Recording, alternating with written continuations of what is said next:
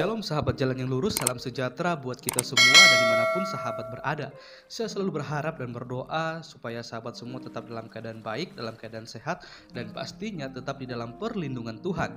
Saya juga mengucapkan banyak terima kasih atas dukungan sahabat semua yang selalu setia untuk meluangkan waktu menonton video-video di channel ini, dan juga terus mendukung perkembangan channel ini dengan mengklik tombol subscribe, like, komen, dan juga share kepada teman-teman yang lain. Kiranya Tuhan Yesus memberkati kita semua.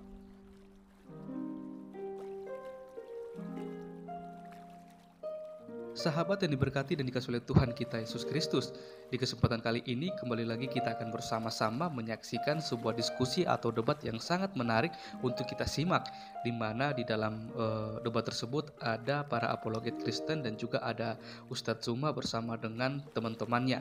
Kita akan melihat bagaimana keberlangsungan dari diskusi atau debat tersebut, dan juga kita akan menyimak bersama-sama. Saya memberi saran kepada kita semua untuk menyimak video ini dari awal hingga pada akhirnya, supaya kita tidak gagal paham dan kita sendiri bisa memberikan penilaian terhadap debat tersebut ketika debat ini berlangsung, karena kita akan menyaksikan dan mendengarkan bagaimana mereka akan memaparkan setiap data-data yang akan menjadi bahan perdebatan mereka, dan kita juga bisa menilai apakah data-data yang mereka bawakan tersebut itu sudah sesuai dengan tema, dan juga apakah itu bisa dibuktikan kebenarannya.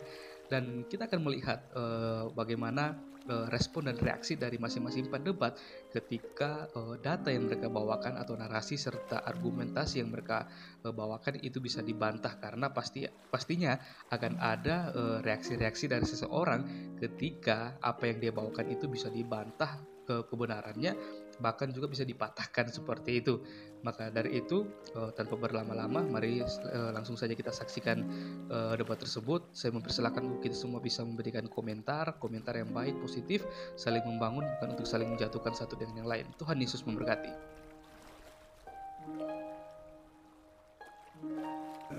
Ya, tidak masalah. Memang tugas kita begitu. Kristen Islam harus beriman kepada kitab para nabi. Tapi masalahnya sekarang ini adalah ketika Anda membawa-bawa nabi, satu, tidak ada nabi yang mengajarkan kemudian untuk menggantikan Tuhannya Abraham, Ishak, dan Yakub menjadi manusia. Gak ada. Itu satu. Kedua, tidak ada nabi yang mengajarkan bahwa hukum yang datang kepada Bani Israel itu diperuntukkan untuk Roma, untuk Vatikan, untuk orang Indonesia. Tidak ada. Coba Anda tunjukkan di mana tertulis. Bahkan kalau Anda konsen terhadap serigala, serigala itu adalah Paulus. Serigala itu adalah pengikut Paulus. Karena serigala itu adalah Bani Yakub. Domba itu Bani Yakub. Di luar Bani Yakub itu adalah serigala. Tapi ngaku sebagai Yahudi.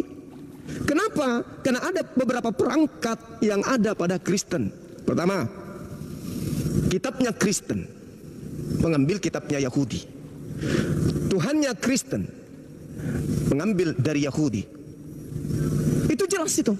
Jadi tidak bisa dipungkiri, sementara Tuhan dan juga kitab ini adalah dua hal yang menjadikan Kristen itu bisa menjual agama kemana-mana. Mengambil kemudian data dari Yahudi, kemudian mengajarkan kekristenan kemana-mana. Tanpa perjanjian lama, Kristen tidak laku. Oke? Tanpa membawa-bawa Tuhannya Yahudi, Kristen tidak laku. Tanpa membawa-bawa nabi yang datang ke Yahudi, Kristen tidak laku. Apasnya kemudian adalah Kristen tidak memiliki coupling. Pada saat nabi-nabi Yahudi datang mengajarkan kepada Bani Israel, Kristen tidak ada di situ. Orang-orang Yahudi mengajarkan agamanya hanya agama kekeluargaan. Hanya ke-12. Ini berapa ini? Hanya ke-12 suku Bani Israel. Al-Quran juga menarasikan itu. Di dalam surah Al-Ma'idah jelas sekali. Dalam surah As-Saf juga diterangkan. Wa iz qala Musa liqaumihi ya qaumi lima tu'sunani wa qad ta'lamuna anni rasulullahi ilaikum. Yang terakhir datang kepada mereka juga berkata, wa iz qala Isa bin Maryam ya bani Israel inni rasulullahi ilaikum musaddiqan lima baina yadayhi minat Taurah wa mubasysyiran bi rasuli ya'ti min ba'di ismuhu Ahmad falamma ja'ahum bil bayyinati qalu hadza sihrun mubin. Musa, Yesus, Isa mengakui mereka hanya untuk Bani Israel. Ayo, mana kitab yang diturunkan kemudian Allah kepada Bani Israel yang menerangkan bahwa kitab-kitab itu, ajaran itu kemudian dihususkan kepada Roma? Mana? Enggak ada. Sedangkan kitab dan hukum-hukum ketetapan yang datang kepada Bani Israel berlaku hanya untuk Bani Israel. Jadi kesimpulan saya, Kristen itu adalah ajaran serigala, nyamar domba. Artinya ajaran non-Yahudi yang ngaku-ngaku Yahudi. Seperti itu. Cakarut Indonesia. Lanjut. Oke, baik, terima kasih. Apa Apa saya harus nunggu dipersilakan oleh moderator atau Silakan. Oke, Lanjut aja. baik. Ini paparan Bang Juma ini sangat bagus sekali, tetapi memang maaf karena hari ini memang saya sudah terlalu lama beristirahat, jadi stamina saya ini bagus. Mungkin dialog kita ini akan panjang karena memang apa? Karena memang sudah saya persiapkan stamina saya ya. Oke, saya lanjutkan lagi. Jadi saya memetik sebuah kalimat yang diungkapkan oleh Bang Juma ini. Beliau mengatakan bahwasan ketergantungan orang Kristen ini terhadap Tuhannya orang Yahudi. Saya katakan kepada Bang Juma bahwasan perkataan Bang Juma itu saya aminkan dan saya mengatakan itu 100%. Orang Kristen itu sudah pasti dia harus ketergantungan kepada Tuhannya para nabi. Jadi saya memberikan analogi, ya memang harus ditepuk tangan, harus memberikan satu penghormatan kepada Memebos dengan bertepuk tangan. Oke, saya lanjutkan. Orang Kristen itu kenapa dia harus ketergantungan kepada para nabi? Kenapa orang Kristen harus ketergantungan kepada kitab para nabi? Kenapa orang Kristen harus ketergantungan kepada Tuhannya para nabi? Karena Tuhannya para nabi itu, dia berbicara kepada nabi itu secara estafet. Jadi kami menolak saja salah satu kitab para nabi, maka saya katakan kepada teman-teman yang ada di bawah, berarti kami bukanlah umat yang benar. Itu yang pertama. Yang kedua, Bang Juma mengatakan bahwa orang Kristen itu merubah Tuhannya para nabi menjadi seorang manusia. Kalimat-kalimat yang seperti ini yang terpapar di dalam telinga saya ini akan sangat menyakitkan sekali, tetapi maaf, Memebos mempunyai argumentasi yang sangat kuat. Argumentasi yang sangat kuat ini akan saya landaskan dari perkataan-perkataan Yesus, tetapi bukan atas kehendaknya Memebos, tetapi atas perkataan-perkataan Yesus. Baik. Orang Kristen tidak pernah menjadikan kitabnya, orang Kristen tidak pernah menjadikan Tuhannya para nabi menjadi manusia, tetapi memang Tuhannya para nabi itu yang ingin menjadi manusia. Bukan orang Kristen yang menginginkan Tuhannya para nabi menjadi manusia. Tetapi jangan tertawa Bang Andi. Kita lanjutkan ya. Enggak apa-apa, yang terlalu serius, terusin. Enggak, karena memang profesor harus gitu Bang Andi. Iya, terusin. Kita lanjutkan. Saya ulang sekali lagi bahwasan orang Kristen itu bukan atas kehendaknya untuk menjadikan Tuhannya para nabi itu menjadi manusia, tetapi memang Tuhannya para nabi itu ingin menjadi manusia. Apa ayatnya? Ayatnya ada. Ketika Tuhan sudah menyampaikan kepada nabi untuk membimbing bangsa Israel, tetapi pada kenyataannya para nabi itu sibuk mengurusi diri mereka sendiri. Salah satunya adalah anaknya Daud, Salomo. Salomo adalah manusia pilihan Tuhan, tetapi di zaman Salomo itu dia sibuk mengurusi dirinya sendiri. Dia tidak lagi mengurusi umatnya Tuhan, tetapi dia sibuk mengurusi dirinya sendiri dengan mengawini banyak istri, menyembah kepada tuan-tuan istrinya, yaitu menyembah kepada dewa Baal dan dewa Nebo. Maka apa kata Tuhan kepada para nabi? Di dalam Yeskiel 34 ayat 1 sampai habis, apa kata Tuhan? Aku tidak akan lagi menggunakan para nabi untuk membimbing domba-dombaku, tetapi aku akan menggembalakan mereka dengan tanganku sendiri. Ini janji Tuhan kepada apa?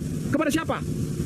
Janji Tuhan kepada seluruh umat manusia bahwasan dia tidak akan lagi menjadikan para nabi itu sebagai penggembala umatnya, tetapi dia mau mengembalakan dengan tangannya sendiri. Nah, kita lihat apakah peristiwa ini akan terjadi? Ya, peristiwa ini akan terjadi ketika di zaman Maria Tuhan tidak lagi menggunakan para nabinya sebagai partner dalam melakukan karya keselamatan kepada seluruh umat manusia, tetapi dia hanya menjadikan seorang wanita satu-satunya di muka bumi ini untuk dijadikan sebagai partner dalam melakukan karya keselamatan kepada seluruh umat manusia. Dari Maria inilah dia menjadi seorang manusia. Dari Maria inilah dia membimbing umatnya dengan tangannya sendiri. Inilah janji Tuhan kepada seluruh umat manusia. Dia harus membimbingi manusia itu dengan tangannya sendiri. Dia tidak akan lagi menggunakan para nabi. Dan terbukti ketika Tuhan sudah menjadi manusia, apa kata Tuhan kepada murid-muridnya? Umat-umatku mendengarkan suaraku, domba-dombaku mengenal suaraku, dan aku mengenali mereka. Jadi hanya umat Tuhan yang mengenali Tuhan. Jadi bangsa-bangsa kafir, bangsa goyim itu tidak akan pernah mengenal Tuhan karena mereka tidak beriman kepada Tuhan. Maka Tuhan telah menjadi manusia untuk menyelamatkan manusia dari dosa. Jadi Tuhan menjadi manusia itu bukan atas kehendak orang Kristen, tetapi atas keinginan Tuhan itu sendiri untuk menyelamatkan manusia dari dosa yang diikat oleh iblis. Inilah Tuhannya para nabi, telah menjadi manusia, berbicara dengan manusia secara intens untuk menyelamatkan mereka dari dosa. Ini Tuhan yang benar. Apa masih mau dilanjutkan atau memang mau dikasih kesempatan kepada Bang Juma ini? Ya, tolong tunjukkan kepada saya di mana Nabi mengajarkan Tuhannya jadi manusia. Oke, baik, Satu. terima kasih. Dua, Oh, langsung dijawab atau memang Langsung dijawab jawab. atau memang menunggu? Oke. langsung jawab. Oke. Para nabi tidak pernah mengajarkan bahwa Tuhan itu menjadi manusia. Jangan tertawa dulu. Yo, Saya lanjutkan ya. lucu, masa nggak ketawa? Oh ya, oke. Iya, ya, ketawa dulu Bang, ketawa dulu. Bang. Iyalah. Saudara mengatakan Tuhannya jadi manusia, maksudnya Tuhannya Yahudi. Saya minta dalilnya mana? Anda katakan tidak ada. Berarti ada konspirasi besar dari keinginan-keinginan orang-orang di luar Yahudi yang ingin mengeksiskan kemudian Tuhannya Romawi, yaitu Zeus atau Hercules jadi manusia. Itu baru betul. Jadi yang menjadi Yesus itu bukan Tuhannya Yahudi, karena Tuhannya Yahudi mengatakan di dalam Yesaya 43 nomor 10, engkaulah saksiku, tidak ada Tuhan yang dibentuk sebelum aku, tidak ada. Dan setelah aku juga tidak ada Tuhan yang dibentuk. Tiba-tiba Kristen membentuk Tuhan dalam rupa bentuk manusia daging. Jadi yang ada di Kristen ini bukan Tuhannya Bani Israel yang menjadi manusia, tapi Tuhannya nenek moyangnya Romawi, yaitu Zeus. Gitu, tepuk tangan untuk Bang Suma.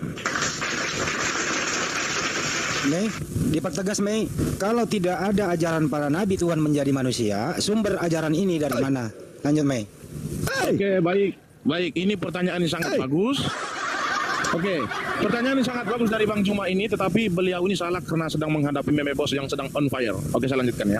Pertanyaan ini sangat bagus, beliau menuntut kepada saya, tunjukkan kepada saya yang terkonfirmasi di dalam perjanjian lama, bahwasan Tuhannya para nabi itu mengajarkan tentang bahwasan Tuhan itu bisa menjadi manusia.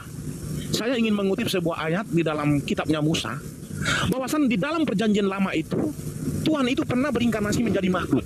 Di dalam Keluaran 19, Tuhan berinkarnasi menjadi awan ataupun api. Di dalam Keluaran 3, Tuhan berinkarnasi menjadi api. Lalu, kapan Tuhan ini akan berinkarnasi menjadi manusia? Apakah kita harus mengetahuinya? Tidak. Di Yesaya 55 ayat 8-9, apa kata Tuhan kepada Yesaya? Sebab rancanganku bukanlah rancanganmu, dan jalanku bukan jalanku. Artinya rancangan Tuhan itu tidak akan dapat terdeteksi oleh manusia. Kapan saja Tuhan ingin menjadi manusia, manusia tidak akan bisa mendeteksi Tuhan bahwasan kapan dia harus menjadi manusia. Buktinya ketika di zaman Musa, dia menjadi awan ataupun api, apakah manusia sudah bisa dapat mendeteksinya? Tidak. Tetapi Tuhan memberikan satu kejutan ketika di zaman Musa untuk membuktikan kebenaran kepada Bani Israel bahwasan dia adalah Tuhan yang benar. Dia menunjukkan satu pembuktian kepada mereka dengan menjadi awan ataupun api. Maka sebuah rahasia yang ada di dalam diri Tuhan ini tidak akan bisa dijangkau oleh manusia. Kalau manusia sudah bisa menjangkau rancangan Tuhan, kalau manusia sudah bisa menjangkau rencana Tuhan, maka saya katakan manusia tersebut saya harus menyembah dia sebagai Tuhan. Tetapi tidak, manusia tidak akan bisa menjangkau rencana Tuhan. Maka ketika di zaman Bunda Maria, apa kata Yesus? Aku telah turun dari langit. Ini adalah salah satu bentuk pembuktian bahwasan Yesus adalah Tuhan yang telah menjadi manusia, dengan mengatakan aku telah turun dari langit. Tidak ada seorang nabi, tidak ada seorang manusia yang bisa turun dari langit kecuali Tuhan dan malaikat. Tetapi ketika Yesus dalam keadaan sebagai manusia, dia mengatakan aku telah turun dari langit. Salah satu pembuktian bahwa dia adalah Tuhan. Dia tidak pernah menyamakan dirinya dengan malaikat, tetapi dia hanya mengatakan bahwasan jikalau engkau melihat aku, engkau telah melihat Bapakku. Perkataanku bukan berasal dari diriku sendiri, tetapi Bapa yang diam di dalam aku, dia adalah melakukan pekerjaannya. Ini adalah salah satu bentuk. Jangan tertawa dulu, enggak. Ini enggak enak jadinya Bang Andi moderator. Hantam dulu orang tuh. Kalian silent dulu, hanya Bang Juma sama Meme Bos sama moderator ya. Dalil. Dalil diminta dalil. Oke, dalilnya sudah saya katakan tadi ketika dalam keadaan sebagai manusia. Apa kata Yesus di Yohanes 6 ayat 37 sampai 38, 39 dari 35? Apa kata Yesus? Aku telah turun dari surga. Kalau sudah dikatakan turun dari surga, berarti dia adalah Tuhan yang telah menjadi manusia. Karena ketika dalam keadaan sebagai manusia, Yesus tidak pernah menyamakan dirinya dengan malaikat, tetapi dia hanya menyamakan dirinya dengan sosok Tuhan yang ada di dalam kitab para nabi. Apa katanya? Jikalau kamu tidak percaya bahwasan aku adalah dia, kamu akan mati dalam dosamu. Ini kata Yesus kepada Bani Israel. Untuk membuktikan bahwasan dia adalah Tuhan dengan mengatakan dia turun dari langit, itu sudah cukup bagi manusia bahwasan dia adalah Tuhan yang telah menjadi manusia. Amin, haleluya. Semoga Tuhan Yesus memberkati Anda semua. Semoga pencerahan dari Profesor Meme Bos ini akan menyadarkan kalian pada malam hari ini. Silakan Bang Juma Hantam. Aduh Bang, kalau Anda mengatakan Yohanes 6 itu sebagai dasar kemudian sebagai pijakan mempertuhankan Yesus, di dalam Yohanes 8:42 Yesus mengatakan aku datang bukan atas kehendakku sendiri. Berarti yang turun ini adalah makhluk yang disuruh turun, bukan atas kehendaknya, tapi atas kehendak pribadi lain.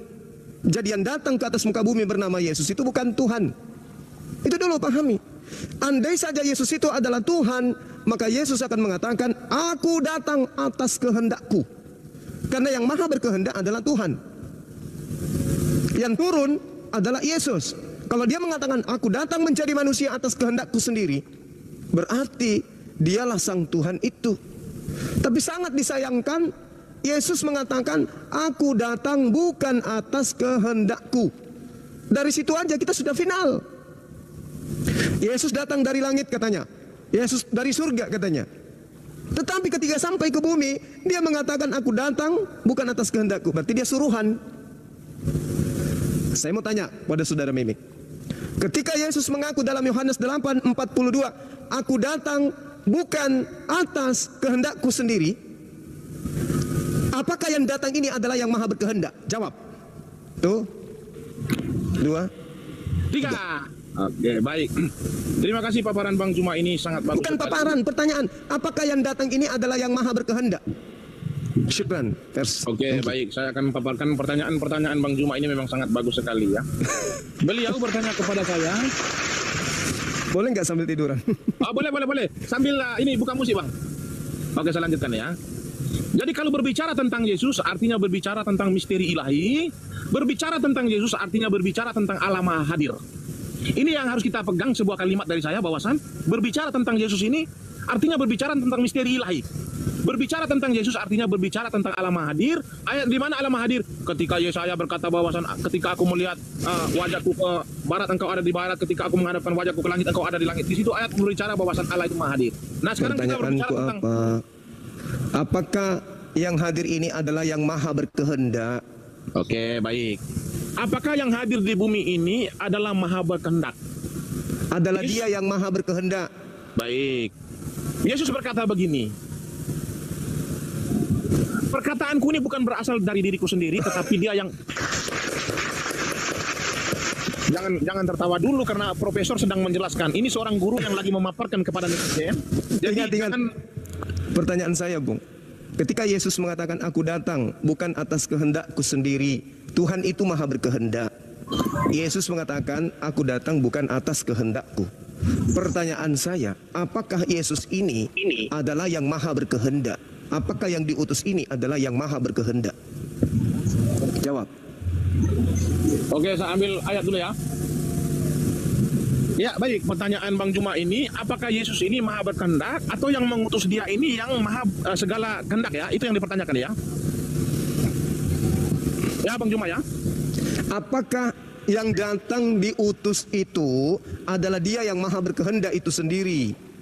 Oke, baik, saya akan jawab. Jadi kalau kita berbicara tentang Yesus, artinya kita berbicara tentang firman Allah. Berbicara tentang Yesus. Ya, oke, sabar dulu. Nanti saya akan jelaskan secara detail karena profesor itu harus membutuhkan waktu 1 menit 2 menit. Oke, silakan. Oke. Profesor kamu linglung. Oke. Pertanyaan saya sederhana loh. Teman-temanku di YouTube juga tertawa-tertawa itu. Orang-orang di YouTube pada tertawa. Oke, saya lanjutkan ya. Oke. Berbicara tentang Yesus artinya berbicara tentang firman Allah yang menjadi manusia. Berbicara tentang Yesus artinya berbicara tentang Allah Tritunggal.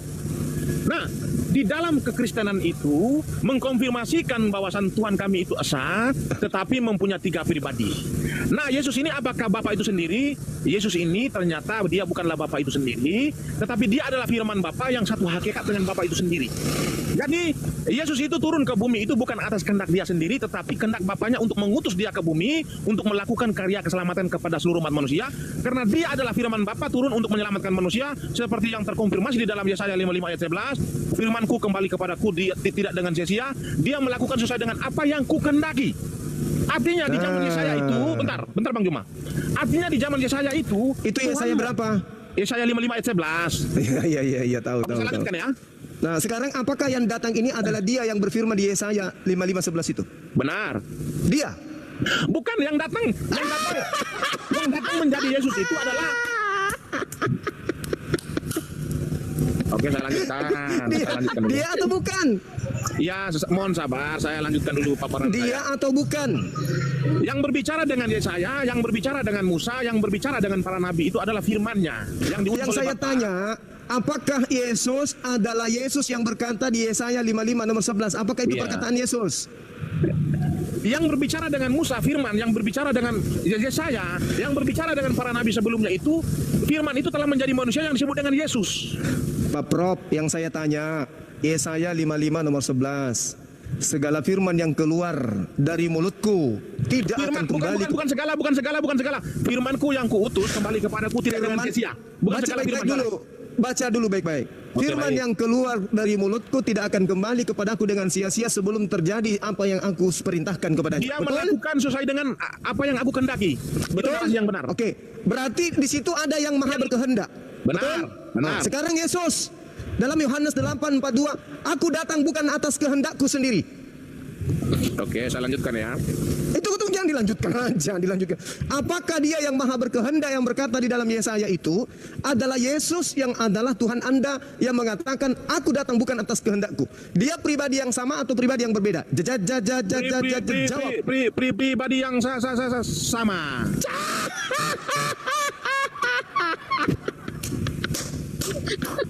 Bagaimana Anda mengatakan pribadi yang sama? Yang satu memerintahkan firman keluar dari mulutnya dan firman itu tidak akan kembali dengan sia-sia. Yang satu mengatakan aku datang bukan atas kehendakku sendiri. Anda mengatakan satu.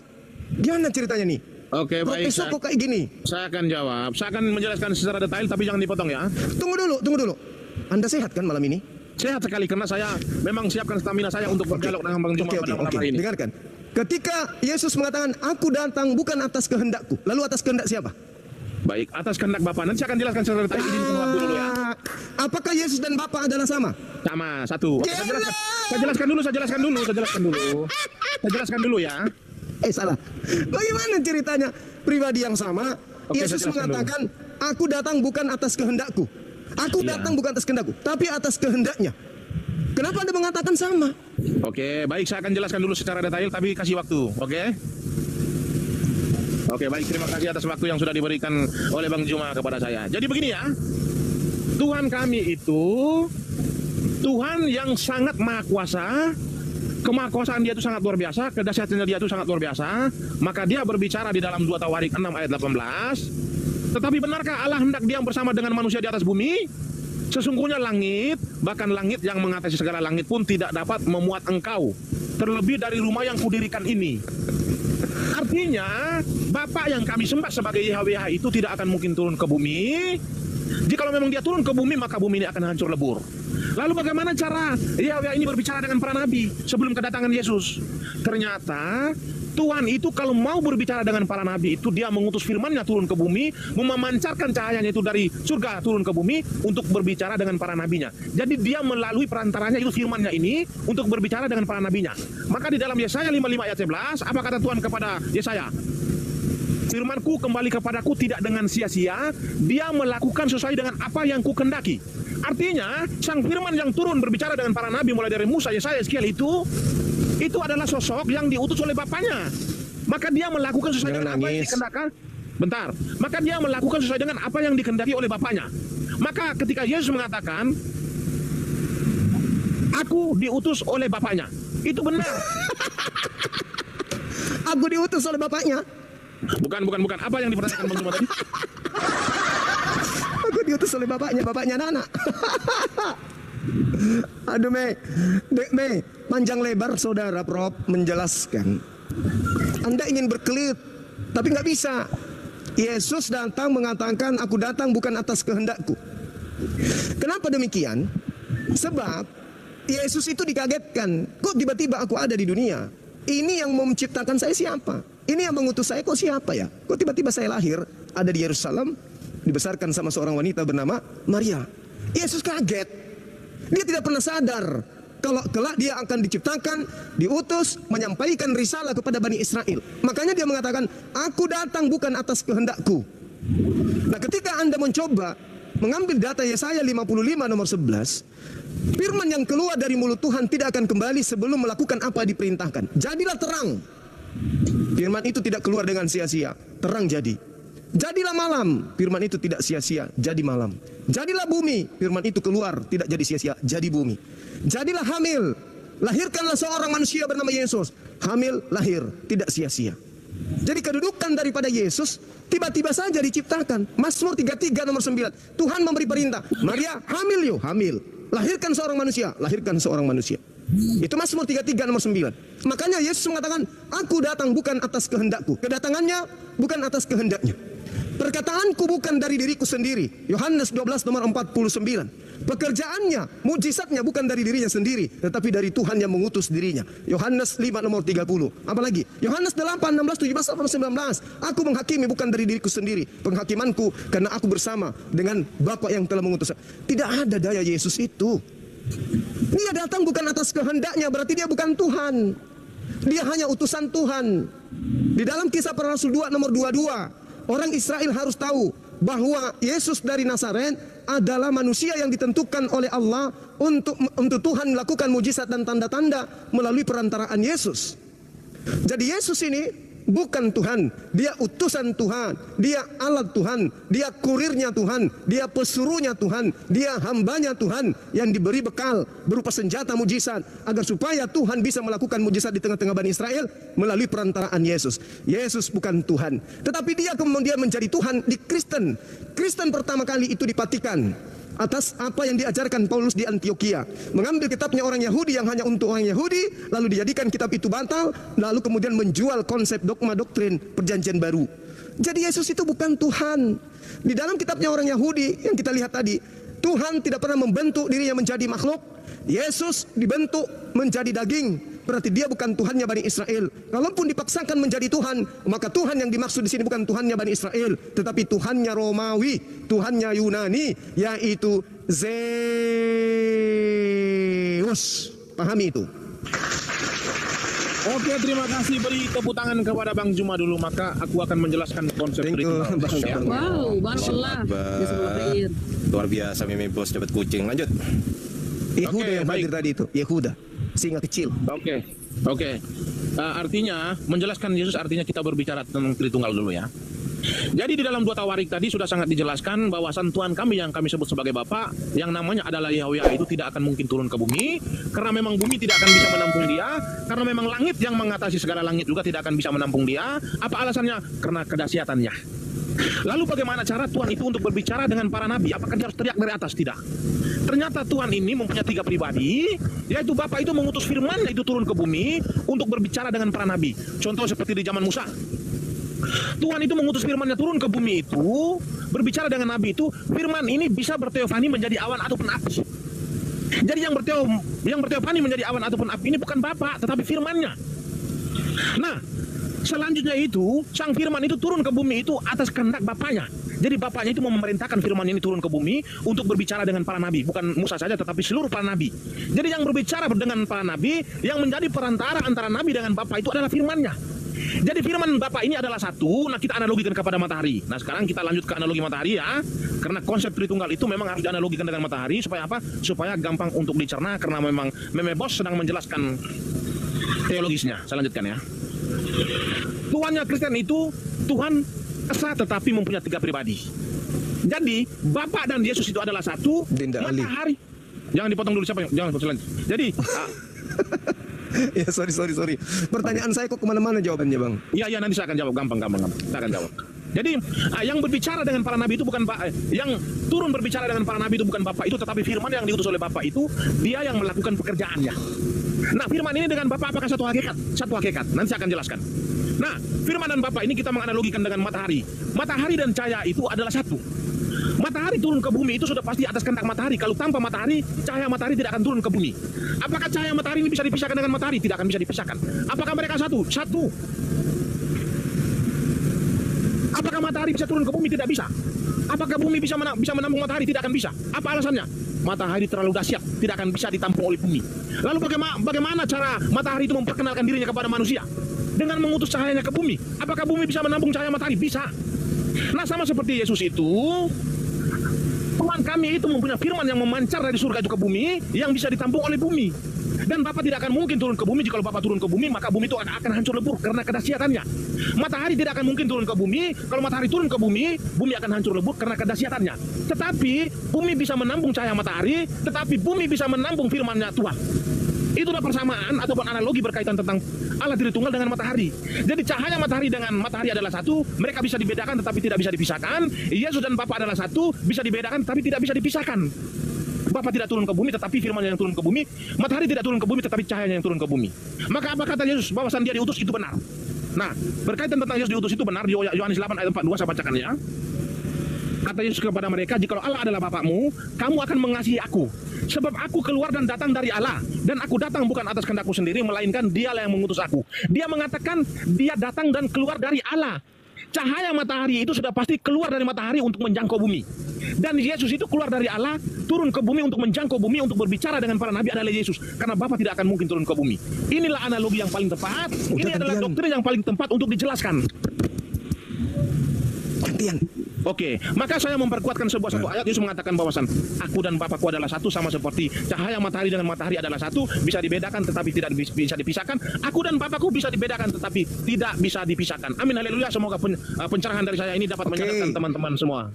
Oke, saya ikuti. Di dalam kitabnya orang Yahudi 2 Tawarik yang kita tahu 16 nomor 8. 2 Tawarik 6 nomor 18. Benarkah Tuhan akan turun ke bumi? Sesungguhnya langit, bahkan langit yang menaungi seluruh langit, ini langit, ada lagi langit, ada lagi langit.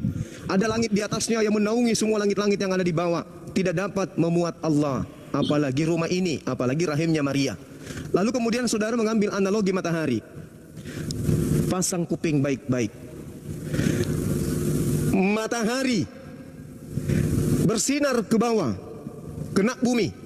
Oke? Sinar matahari ini kemudian Anda katakan analogikan sebagai Yesus.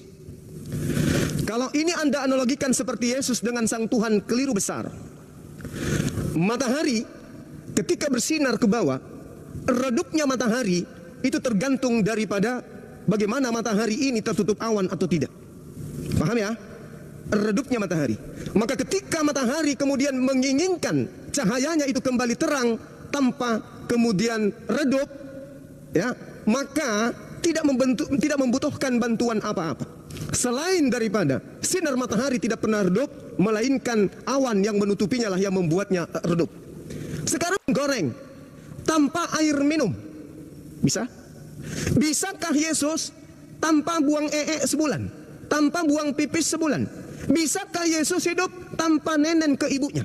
Matahari mau dia bersinar ataupun tidak, sinar matahari tidak berpengaruh apa-apa. Dan apabila dia redup, sinar matahari tidak butuh dicas oleh benda lain. Sinar matahari apabila dia redup tidak membutuhkan oksigen atau bantuan sinar matahari yang lain. Oh, matahari lagi redup, kita cas yuk. Enggak. Yesus lagi lemas-lemasnya, butuh apa? Butuh makan, butuh minum, butuh nenen, butuh tidur. Dalam natur manusianya. Nah, ini analogi matahari yang tadi bagus. Jangan juga ngatur sinarnya. Sinarnya bisa diatur nggak? Nggak bisa kan? Bisa nggak kemudian ketika sinarnya ini redup, ada kekuatan yang bisa membuatnya menjadi terang? Layaknya Yesus yang lagi redup dicas oleh malaikat. Jadi analogi Anda keliru, sangat-sangat keliru. Tidak bisa dijadikan sebagai analogi. Saya minta jangan Anda ulangi analogi itu. Kasihan.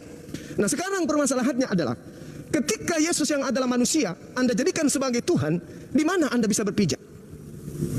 Kitabnya para nabi, nabi-nabi itu sendiri tidak pernah kemudian mengajarkan Tuhannya bisa menjadi manusia. Ingat tadi 2 Raja-Raja 6 nomor 18. Tuhan tidak bisa datang. Maka kemudian karena Tuhan tidak bisa datang, maka Tuhan mengambil perantara, yaitu manusia. Mereka disebut nabi, mereka disebut rasul. Dialah perantara daripada Tuhan. Makanya Kisah Para Rasul 2 nomor 22. Orang Israel harus tahu bahwa Yesus yang kumaksud adalah Yesus dari Nazaret, seorang manusia yang ditentukan oleh Tuhan untuk melakukan mujizat, tanda-tanda dan kekuatan yang dilakukan oleh Tuhan melalui perantaraan Yesus. Makanya Yesus mengatakan, aku datang bukan atas kehendakku. Kalau bukan atas kehendakku, berarti atas kehendak yang lain. Kalau bukan atas kehendakku, berarti aku bukan yang maha berkehendak. Kalau bukan aku yang maha berkehendak, maka aku bukan sang Tuhan. Aku hanya makhluk utusan Tuhan. Tolong dipahami itu. Tolong dipahami. Makanya saya katakan di awal bahwa ajaran Taurat itu adalah ajaran yang dikhususkan hanya untuk Bani Israel toh. Bukan untuk di luar Bani Israel. Karena kapan keluar dari Bani Israel, maka ajaran itu berubah secara frontal 380 derajat. Dan terbukti betul. Karena yang menerima ajaran Taurat atau Perjanjian Lama atau Septuaginta adalah orang Romawi Yunani yang memang dari nenek moyang mereka menganut ajaran animisme. menyembah kepada roh-roh, maka ajaran Yesus kemudian diedit sedemikian rupa untuk menyamakan antara ajaran Zeus dan ajaran Yesus, antara ajaran Romawi kuno dengan ajaran para nabi. Itu dicampur menjadi satu, sehingga yang tadinya Elohim yang tidak bisa membuat dirinya menjadi makhluk, seketika begitu maju jatuh di meja patikan berubah menjadi Tuhan. Ingat, ketuhanan Yesus nanti setelah konsili Nicea di tahun 325 Masehi, barulah kemudian Yesus didudukkan masuk menjadi Tuhan di antara tiga Tuhan. Itu konsep dari mana? Romawi Yunani. Itu yang Anda harus pahami. Kecuali Saudara Mei, kalau Anda bisa membuktikan bahwa para nabi Bani Israel mengajarkan kepada kaumnya, yaitu Bani Yakub, bahwa Tuhan pencipta langit dan bumi itu bisa nusul menjadi makhluk, baru Anda bisa dibenarkan. Itu pun cuma sedikit. Silakan. Oke, baik, terima kasih atas paparan Bang Juma, ini sangat bagus sekali. Tetapi kita akan lihat perkembangan ke depannya ini, apakah beliau masih bisa memimpin atau tidak. Baik, saya akan lanjutkan paparan saya ya. Saya sudah menganalogikan sebuah matahari dengan Tuhan itu, saya rasa itu sudah sangat tepat. Tetapi bukan berarti saya menyamakan Tuhan dengan matahari, tetapi ini hanyalah sebuah analogi untuk menyadarkan teman-teman itu supaya bisa memahami Tritunggal yang disembah oleh orang Kristen. Jadi Tuhan kami itu kenapa dia harus mempunyai tiga pribadi? Karena pribadi yang lain itu untuk membuktikan kemahakuasaan dia itu kepada manusia. Lalu Bang Juma menyinggung tentang Yesus dalam keadaan sebagai manusia. Ia nenen kepada ibunya, ia berak, ia kencing. Saya sudah menjelaskan dari kemarin bahwasan firman Allah itu ketika dia berinkarnasi menjadi manusia itu di dalam Filipi 2 ayat 8, dan dalam keadaan sebagai manusia ia telah merendahkan dirinya dan taat sampai mati, bahkan sampai mati di kayu salib. Apakah ada Tuhan yang lain berani untuk merendahkan diri, rela untuk menyelamatkan manusia? Saya katakan kepada Anda bahwasan Tuhan yang lain itu adalah Tuhan yang paling egois. Dia lebih mementingkan derajatnya paling tinggi daripada untuk menyelamatkan manusia. Tetapi Tuhan yang kami sembah tidak. Dia rela merendahkan dirinya, dia rela menjadi manusia, dia rela nenen, dia rela kencing, dia rela makan, hanya untuk menyelamatkan manusia dari dosa. Itu Tuhannya, saudara. Oke. Jangan dipotong itu Tuhannya dulu, Bang. Kristen. Belum selesai Bang, jangan dipotong. Tuhannya Kristen memang tak akui itu. Ya, saya lanjut dulu. Ini masalahnya adalah Tuhannya Yahudi, bukan Tuhannya dulu, Kristen. Bang, jangan dipotong. Masih waktu saya lanjutkan ya, sedikit lagi ya. Oke. Dan harus memang gitu. Orang Kristen harus percaya diri, jualan Yesus. Saya lanjutkan. Jangan Tuhannya Yahudi yang diklaim. Oke, saya lanjutkan. Ya. Jadi Tuhan kami ini bukan Tuhan yang egois, tetapi Tuhan kami ini hanya ingin menyelamatkan manusia dari dosa yang diikat oleh iblis ini. Dia rela merendahkan dirinya menjadi seperti manusia hanya untuk menyelamatkan mereka. Jadi ketika Bang Juma menyinggung tentang kemanusiaan Yesus, saya aminkan ketika Bang Juma mengatakan bahwasan Tuhan kami dalam keadaan sebagai manusia, dia nenen kepada ibunya. Saya aminkan kepada Bang Juma. Tetapi topik pembahasan kita di sini Oke, saya lanjutkan. Memang patut harus diberi tepuk tangan karena memang itu salah satu bentuk penghormatan kepada seorang memebos. Saya lanjutkan lagi ya. Nah, berbicara tentang Yesus ini sudah saya katakan tadi. Yesus itu kalau dianalogikan dengan matahari itu, Yesus itu tidak akan bisa dipisahkan dari Bapaknya, tetapi bisa dibedakan. Matahari tidak akan bisa dipisahkan dari matahari, tetapi bisa dibedakan. Kita bisa membedakan matahari, kita bisa membedakan cahaya matahari, tetapi mereka tidak bisa dipisahkan. Kita bisa membedakan Bapa, yaitu Bapa tidak bisa mungkin turun ke bumi, karena kalau dia turun, bumi akan hancur lebur. Kita bisa membedakan firman Bapa yang turun ke bumi, yang bisa menuju menjadi manusia, yang bisa berteofani menjadi awan ataupun api, tetapi kita tidak akan bisa pisahkan mereka. Mereka adalah satu. Jadi salah satu kata kunci yang diungkapkan oleh Yesus bahwasan aku dan Bapakku adalah satu, itu untuk menguatkan bahwasan Yesus dan Bapa adalah satu. Mereka adalah sosok yang sama. Jadi satu berkehendak, satu tidak maha berkehendak. Bagaimana Anda bisa mengatakan itu satu? Oke, selanjutnya lagi paparan saya. Saya sudah katakan tadi, apapun yang dilakukan oleh Yesus di muka bumi ini atas kehendak Bapaknya. Apa yang dilakukan oleh cahaya matahari di bumi ini untuk menerangi bumi itu atas kehendak matahari. Cahaya matahari bisa enggak? Bentar. Cahaya matahari bisa enggak? Cahaya matahari. Saudara, tanpa matahari, cahaya matahari tidak akan mungkin turun ke bumi. Saudara, apa? Yesus tidak akan mungkin turun ke bumi. Bung, apakah cahaya matahari bisa dipisahkan dengan matahari? Tidak akan bisa dipisahkan. Apakah Yesus bisa dipisahkan dengan Tuhan? Tidak bisa dipisahkan. Pada saat Yesus meninggal? Tidak bisa dipisahkan. Pada saat Yesus mati? Tidak bisa dipisahkan. Yang berteriak, mengapa engkau meninggalkan aku? Itu kan firman sudah kembali ke atas. Jadi yang berteriak Eli lama sekali itu siapa? Kemanusiaannya. Berarti Yesus bisa dipisahkan dengan Bapa? Yesus bisa dipisahkan dengan kedagingan manusia. Terus matahari bisa dipisahkan dengan sinarnya? Tidak bisa. Kalau Yesus bisa dipisahkan dengan Bapa? Yesus tidak bisa dipisahkan dengan Bapa, tetapi Yesus bisa dipisahkan dengan kedagingan manusia yang diambil oleh firman itu.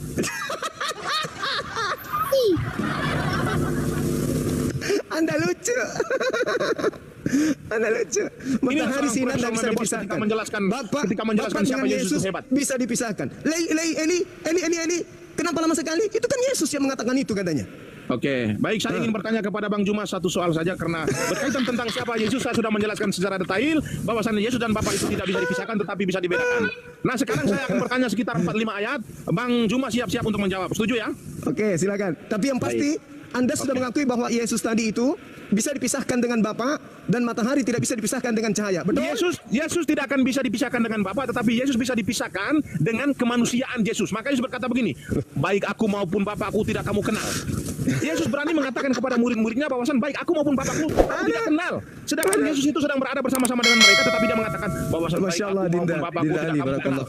Yang tidak bisa dikenal oleh manusia ini siapa? Ketika Yesus berbicara, ternyata di Kolose 1 dia berkata begini, karena kepenuhan Allah berkenan diam di dalam dia. Jadi Sang Firman itu berdiam di dalam kemanusiaan Yesus untuk melakukan karya keselamatannya. Jadi Sang Firman itu bisa dipisahkan dengan kemanusiaannya, tapi Sang Firman itu tidak akan bisa dipisahkan dengan Bapaknya. Nah, sekarang saya lanjutkan Tadi pertanyaan Yesus saya. bisa dipisahkan. Anda akui itu, matahari dan sinarnya nggak bisa dipisahkan. Yesus bisa. Ada lagi Anda keliru. Dengan demikian Yesus bukan Bapa itu sendiri. Udah terjawab itu. Oke. Kan saya sudah katakan tadi, Yesus dan Bapa itu tidak akan bisa dipisahkan, tetapi Yesus bisa dipisahkan dengan kedagingannya, itu bisa. Yesus dipisahkan dengan kedagingannya itu bagaimana? Bisa. Karena kedagingan itu kan hanya sebagai hijab yang digunakan oleh Sang Firman Hijab. itu dalam melakukan inkarnasi. Daging adalah hijab. Jadi yang berkata-kata tadi, aku datang bukan atas kehendakku, Yesus atau bukan? Kan saya sudah katakan tadi, daging yang digunakan oleh Sang Firman itu dalam konteks inkarnasi itu adalah sebuah hijab. Supaya apa? Supaya daging itu bisa berbicara kepada manusia itu secara universal, tidak lagi secara spesifik, tetapi dia secara generalisasi. Jadi begini Bang Juma, Sang Firman di zaman Nabi itu, dia turun itu berinkarnasi menjadi awan itu, dia berbicara itu sangat spesifik, yaitu khusus kepada Nabi saja. Tetapi di zaman Maria, Sang Firman itu berinkarnasi menjadi manusia itu, mengambil daging itu untuk apa? Mengambil daging ini supaya apa? Supaya dia bisa berbicara secara intens itu, secara generalisasi. Itulah fungsi Tuhan itu, mengambil daging. Paham? Terus yang daging ini Tuhan atau bukan? Ya bukan loh, Tuhan kan hakikat adalah dijelaskan oleh Yesus begini. Kolose 2 nomor 9, daging ini juga adalah Tuhan. Bukan. Kolose 2 nomor 9, Anda baca. Oke, baik kita baca. Orang-orang di YouTube tertawa semua. Memang kamu lucu. Kolose 2 ya, kita baca. Kita buktikan apakah benar kedagingan Yesus ini adalah Tuhan. Baca. Ini ya, saya bacakan ya. Ya. Sebab dalam dialah berdiam secara jasmani seluruh kepenuhan kealahan.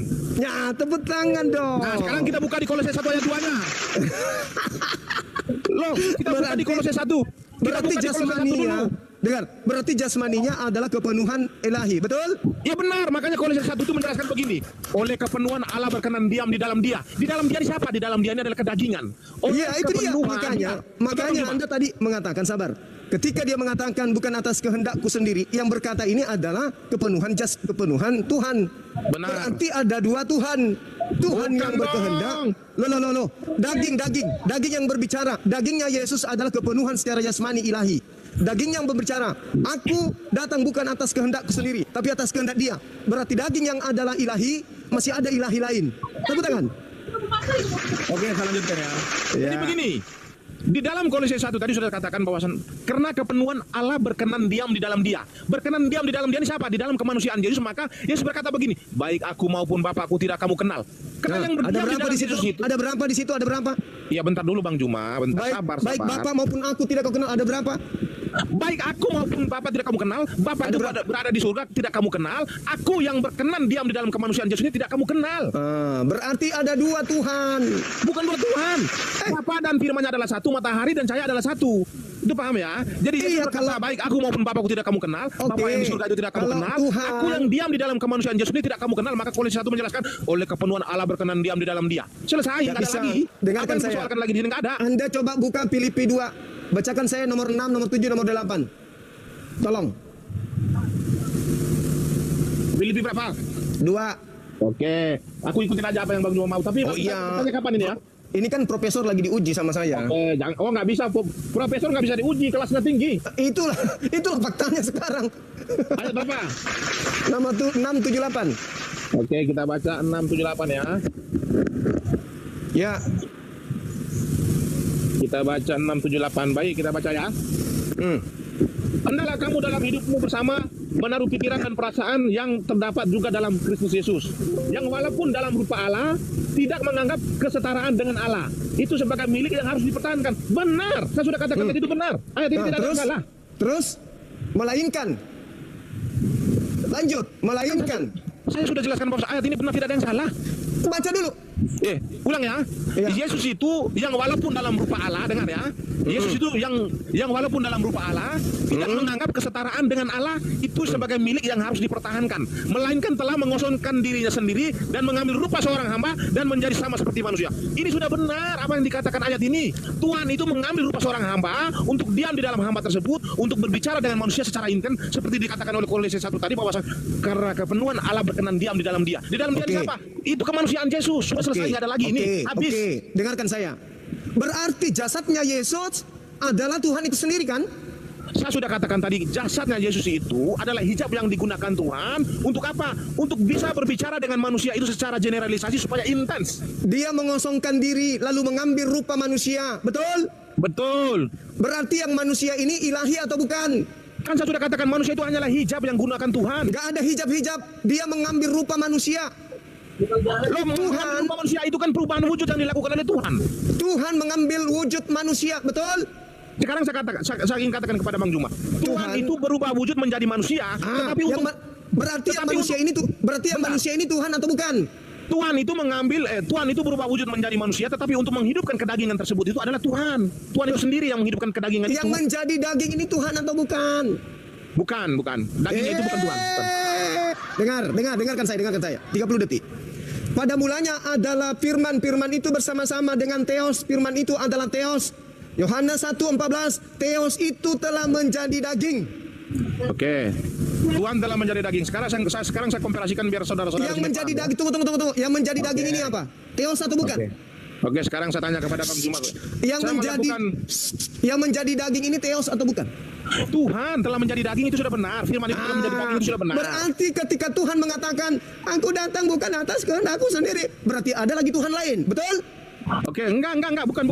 Saya sudah katakan tadi bahwasan firman dengan Bapa itu adalah satu, sama seperti matahari yang tidak bisa dipisahkan tetapi bisa dibedakan. Saya lanjutkan dulu pemahaman saya ya. Tuhan sudah menjadi daging. Ketika dia menjadi daging, Tuhan yang jadi daging mengatakan, aku datang bukan atas kehendakku. Berarti masih ada yang lebih maha berkehendak, betul? Di situ dikatakan bukan Bapa yang menjadi daging, tetapi kan firman dikatakan di situ. Hai. Pada mulanya adalah firman itu bersama-sama dengan Bapa, dan firman itu adalah Bapa, firman itu adalah Bapa, Bapa itu adalah firman itu adalah Bapa, Bapa itu adalah firman. 1 Yohanes 14, Bapa yang adalah firman yang adalah Bapa itu telah menjadi daging, betul? Betul. Nah, berarti yang menjadi daging ini adalah Bapa, betul? Yang menjadi daging itu adalah firman, bukan Bapak. Saya jelaskan dulu secara detail. Harapan saya itu tolong disabar dulu ya, sabar. Saya jelaskan ya, baik begini ya. Oke, saya jelaskan. Yukhadi'una Allah walladzina amanu wa ma yakhda'una illa anfusahum wa ma yash'urun. Engkau ingin menipu kami, tapi sesungguhnya engkau cuma menipu dirimu sendiri. Tadi kata baik, saya bukan menipu, adalah tapi saya hanya di sini. Firman itu bersama-sama dengan Bapa, dan firman itu adalah Bapa. Bapa itu telah menjadi daging. Filipi 2, 6, 7, 8. Kolose 2, 9. Jasadnya Yesus adalah kepenuhan ilahi. Jasad badan yang ada keteknya. Nah, itu yang menjadi ilahi, itu dia itu dagingnya tuh. Iya. Nah, sekarang jadi Bang Juma, Yesus mengatakan, aku datang bukan atas kehendakku sendiri. Berarti masih ada Tuhan lain di atas. Betul? Oke, baik, saya jelaskan. Betul? Saya kan sudah katakan betul? tadi. Betul? Bang Juma. Bentar saya jelaskan dulu. Saya kan sudah katakan. Tidak betul. Saya lanjutkan. Oke, saya lanjutkan ya. Ya Allah ya Karim, begitu susahnya kebenaran ini diajarkan kepada Anda. La haula wala quwwata illa billah. Summum bukmun umyum fahum la yarji'un. Masya Allah. Sepertinya diskusi ini bahasa Indonesianya nggak nyambung nih Meme ini. Oke, saya lanjutkan dulu ya. Bang, ini tidak boleh memihak. Tapi sebagai moderator itu seperti saya lanjutkan dulu paparan saya supaya Anda paham. Saya lanjutkan ya. Jadi yang dipersoalkan oleh Bang Juma ini, dia memaksa bahwasan harus Bapa itu yang telah menjadi manusia tetapi bukan firman. Dia mengutip sebuah ayat dari Yohanes 1 ayat 1 itu, dia memastikan Bapa itu hakikatnya adalah firman, bukan. Bapa itu adalah hakikatnya adalah roh, tetapi memiliki firman. Kenapa Yohanes mengatakan bahwasan pada mulanya adalah firman dan firman itu bersama dengan Allah dan firman itu adalah Allah? Yohanes mencatat itu, dia mengutip di Kejadian 1-6 ketika dalam proses penciptaan itu Tuhan menciptakan alam semesta ini, terdengar hanya suara Tuhan saja, sosoknya tidak ada. Jadi kalau suara Tuhan sudah ada di situ, dipastikan bahwasan roh Allah ada di situ, tidak mungkin roh Allah tidak ada. Kenapa manusia tidak bisa melihat? Karena memang roh Allah itu tidak bisa dilihat oleh secara kasat mata. Jadi ketika firman itu bersama dengan roh itu benar, firman itu bersama dengan Theos atau Allah itu benar. Bukan berarti firman ini hakikatnya adalah roh, bukan, itu salah. Jadi yang telah menjadi manusia ini adalah firman, bukan roh Allah ataupun bukan Bapa itu sendiri. Maka Yesus mempertegas Yohanes 6 bahwasan aku telah keluar dari Allah. Untuk menjadi apa? Untuk menjadi manusia. Keluar. Jadi hakikat firman bukan roh. Dikatakan oleh Yesus bahwasan aku telah keluar dari Allah untuk menjadi manusia. Berarti hakikat firman bukan roh. Hakikat firman bukan roh, itu benar. Hakikat Bapa adalah Roh. berarti hakikatnya Yesus dan hakikatnya Bapa beda. Firman itu berada di dalam roh. Jawab dia. Loh, kan saya sudah katakan tadi, firman itu bersama dengan roh dan firman itu diam di dalam roh tersebut. Maka Iya. Yesus berkata, aku dan Saya Bapa adalah tanya, satu. Aku telah keluar dari Allah. Hakikat Keluar dari Bapa Yesus, itu, bahwasan firman hakikat itu keluar Yesus dari dalam itu roh tersebut. Hakikat Yesus itu adalah firman. Hakikat firman bukan roh. Hakikat Benar. Bapa adalah roh. Bukan. Berarti hakikat Yesus Benar. dan hakikat Bapa beda. Betul? Jawab. Iya benar, hakikatnya beda, tetapi mereka adalah satu. beda bisa satu? Rabbil alamin. Kan saya boleh bicara nggak? Stop dulu, yang lain, stop dulu. Saya boleh bicara juga. Maliki Tolong yang lain standby. yaumiddin. Iyyaka na'budu wa iyyaka nasta'in. Ihdinas siratal mustaqim. Siratal ladzina an'amta 'alaihim ghairil maghdubi 'alaihim waladdallin. Kenapa kami minta pertolongan? Minta kepada Allah untuk kami berlindung kepada kesesatan orang yang zalim. Ini dia. Anda mengakui Yesus hakikatnya tidak sehakikat dengan Sang Tuhan Bapa. Berarti dengan Anda mempertuhankan Yesus yang hakikatnya bukan Tuhan, maka benarlah Al-Quran, Anda menyekutukan pencipta langit dan bumi dengan hakikat manusia. Terima kasih. Oke, Anda telah baik, jujur saya dengan akan baik. Kalau Saya akan jawab. Mei, kalau izin Mei. Izin Mei ya, saya kan baru ngomong lagi nih, gini Mei. Antara Bapak dan Yesus itu yang mana yang Tuhan Mei? Baik, saya akan jelaskan secara detail, tapi harus sportif, tidak boleh memotong. Setuju ya? Nanti dijawab aja dulu pertanyaan saya satu doang nih Mas. Ingat, Lalu. hakikat Yesus tidak sama dengan hakikat Bapa. Itu Iya. Bang Andi. Silakan. Dialog yang ideal itu adalah Silakan, Bang Andi. menghargai lawan dialog kita Iya, untuk izin dulu menjelaskan. Mei. Saya kan baru ngomong setengah menit saya Mei. Tadi Anda mengatakan Oke. hakikat Bapa dengan hakikat Yesus itu berbeda. Nah, di antara kedua hakikat yang berbeda ini, yang manakah yang Tuhan pencipta alam semesta? A. Bapa, B. Yesus. Silakan. Oke, saya akan jawab ya. Saya sudah katakan kepada kalian dari tadi bahwasan Yesus itu bukanlah Bapa yang menjadi manusia, tetapi Yesus itu dijelaskan di dalam Yohanes 1 ayat 14, firman yang menjadi manusia bukan Bapa. Dan Yohanes 1 ayat 1 itu tidak berbicara tentang firman itu hakikatnya adalah roh, bukan. Yohanes 1 ayat 1 itu berbicara tentang Bapa itu bersuara, tetapi tidak bisa dilihat oleh manusia. Kenapa? Karena hakikatnya adalah roh. Jadi roh itu ketika dia menciptakan alam semesta ini terdengar hanya suaranya saja. Maka Yohanes mengatakan bahwa pada mulanya adalah firman dan firman itu bersama dengan Allah dan firman itu adalah Allah. Benar. Jadi Yesus itu bukanlah Bapa yang menjadi manusia, tetapi firman yang menjadi manusia. Yohanes 1 ayat 14, dan diperkuat oleh Yesus sendiri. Yohanes 6, dia mengatakan apa? Aku telah keluar dari Bapa. Yang keluar dari Bapa apa? Firman. Keluar dari mana? Dari roh Bapa itu. Bapa itu siapa? Hakikatnya adalah roh. Bukan itu pertanyaannya, Mei. Bentar, enggak. Ini biar sportif, dialognya sportif. Saya tidak mau ada kecurangan di sini. Yesus dan Bapa adalah satu, itu benar. Karena Lu firman dan emosi Bapa ya? adalah satu. Firman itu, bentar. Roh itu harus bisa berfirman. Kalau roh tanpa firman berarti dia bisu. Firman ini siapa? Yesus. Mei, saya sebagai izin dulu yang lain diam dulu. Saya sebagai moderator, Mei, saya hanya menekankan. Tadi jawaban Anda sesuai diskusi Bang Cuma, hakikat Bapa dan hakikat Yesus itu berbeda. Makanya ditanya. Kalau dia diam dulu, hei. Kalau hakikat Bapa dan Yesus itu berbeda, pilih salah satunya. Yang mana kedua hakikat ini antara Bapa dan Yesus, Tuhan pencipta alam semesta. A. Yesus, B. Bapa. Silakan. Coba ulang lagi. Enak. Coba Ya, diulang ya. Ya, diam dulu kau. Apa ini satu ini kok? Suara gue gak marah-marah. Diam dulu sebentar, sabar ya. Sebelum saya kalau masih ngeyel diturunkan. Dengarkan dulu lah. Kesel kalau nanti turunin aku. Ya, diam dulu. Oke? Ya. Tadi Meme menjawab pertanyaannya Bang Juma. Hakikat Bapa dan hakikat Yesus itu berbeda. Ditanya ulang tadi. Kalau kedua hakikat ini berbeda, Yang manakah Tuhan pencipta alam semesta? A. Yesus, B. Bapa, C. keduanya. Silakan. Oke, sekarang saya jelaskan secara detail ya.